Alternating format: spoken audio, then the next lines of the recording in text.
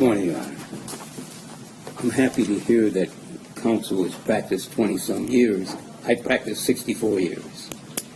Wow. And during those 64 years, I've represented Jack Kevorkian through all his battles except the one he lost, and then I got him out.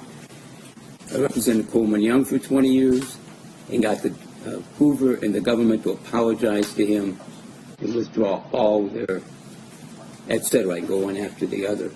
I didn't know this was about us, but I'm glad to hear he's practiced 20-some years. If he has, he should do more with the truth than he does, frankly. The amount of lying that's been done is overwhelming, but not by Lou Simon, but by the prosecution and the detectives. Just to start one thing out, particularly about Detective Arndt, who has been stated where he asked Lou Simon about how they conduct and how she conducts. And she said that she was told by one of the staff members that there was a sports medicine physician who was going through OIE, which is an investigation, but none of the actual substance. That doesn't mean she wasn't told it was what the subject matter was. It just wasn't what he did. But that's aside from the point. And she then said to Detective Arndt, I do not involve myself in OIE investigations. That's standard practice. I'm not involved. It has to be straightforward with no political pressure. And what did Detective Arndt say after that? When she said that, she was absolutely right. Now he doesn't condone that because now it's up to them to play games and lie. They're the liars, and it's outrageous what they lie about. The next thing is that counsel here spoke how there was an investigation, and Michigan State was the one in 2014 that denied going forward with the Thomas Shaw complaint. That's a lie. Michigan State investigated it and referred it to the Michigan State Police. Michigan State Police referred it to the prosecution, the government, recommending that the crime be punished and pursued. It was the state of Michigan, the county prosecutors and the government that said there is no merit to the Thomas Shaw complaint, despite the fact Michigan State sent it to them to prosecute it in 2014. They were the ones that said no. And today what's going on is they're protecting the state of Michigan for its conduct and the prosecutors for never going forward and doing something in the Thomas Shaw when it was referred to them by Michigan State Police saying, prosecute them. They said there was no merit to it, no substance to it, no validity to it. And what he did was medically appropriate. It was not Lou Simon. It was not Michigan State. It was the government that turned it down. And for him to say that it was Lou Simon, that's an absolute lie. It goes further with the lies. There's a statement here that was made to the effect that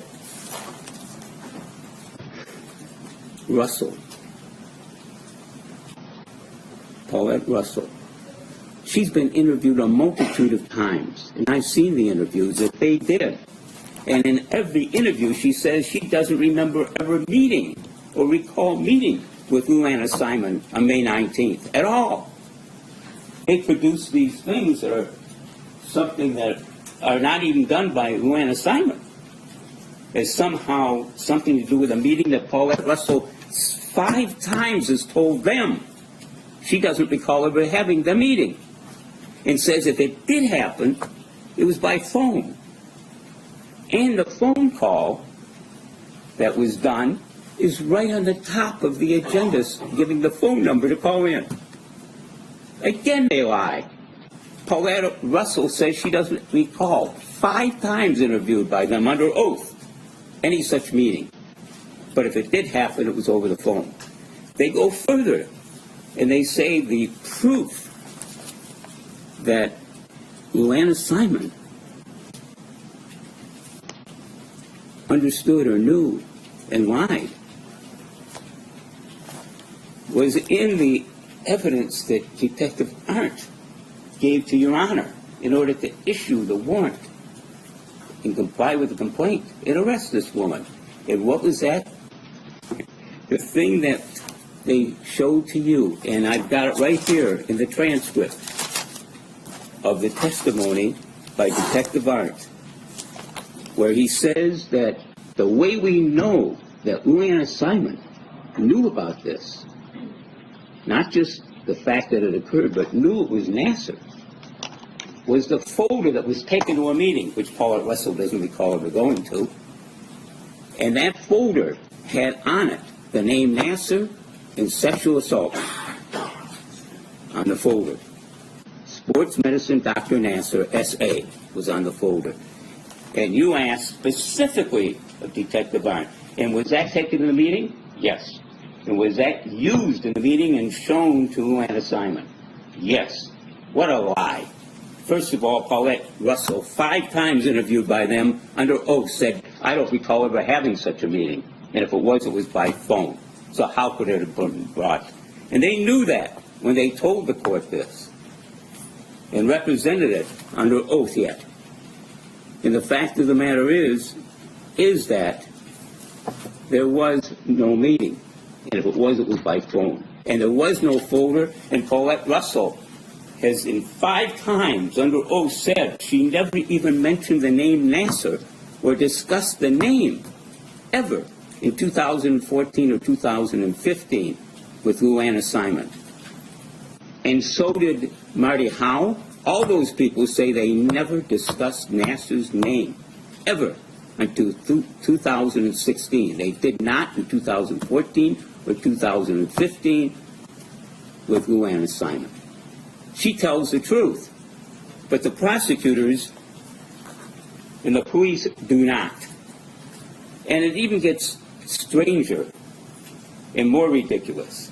How is it relevant in May 1st of 2018, whatever Luana Simon says? In 2017, Nassar already pled guilty, was sentenced to more than twice his lifetime, 60 plus 40 years.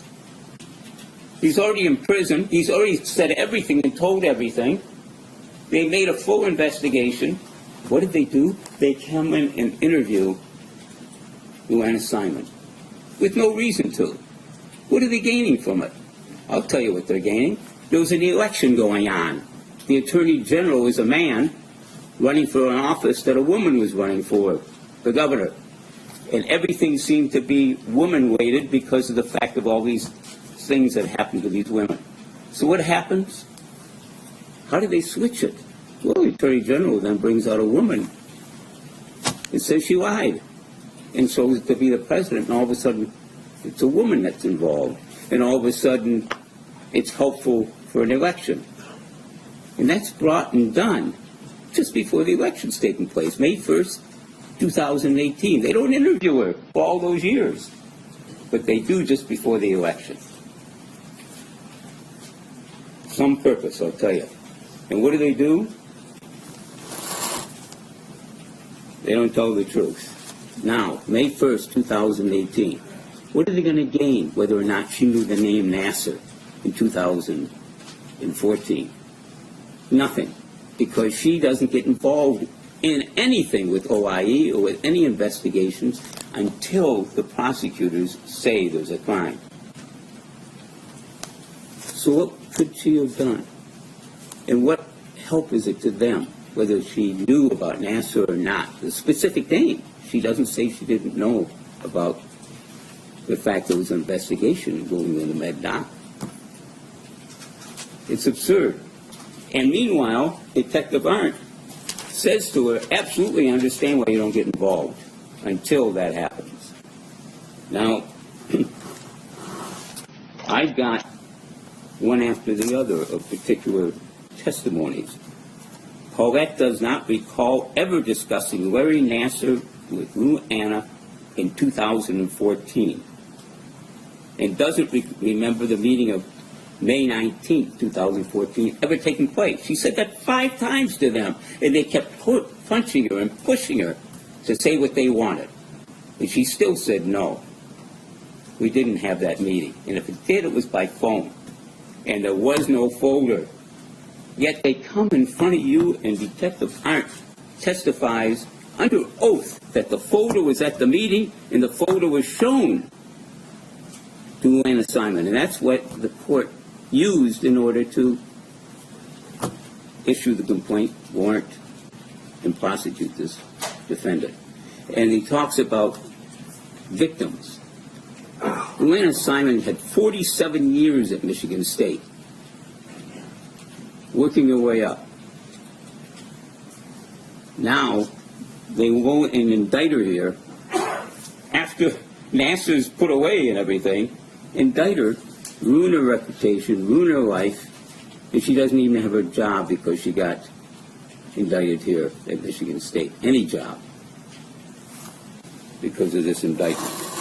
Talks about punishment and what went on. Now, as far as what happened in 2016, when it blew open with the next big situation, Luanna Simon then heard Nassar got rid of Strampole the minute that there was a finding, and that's when she's supposed to be involved. You make her involved in all these situations, she is again interfering, and would be interference and obstruction.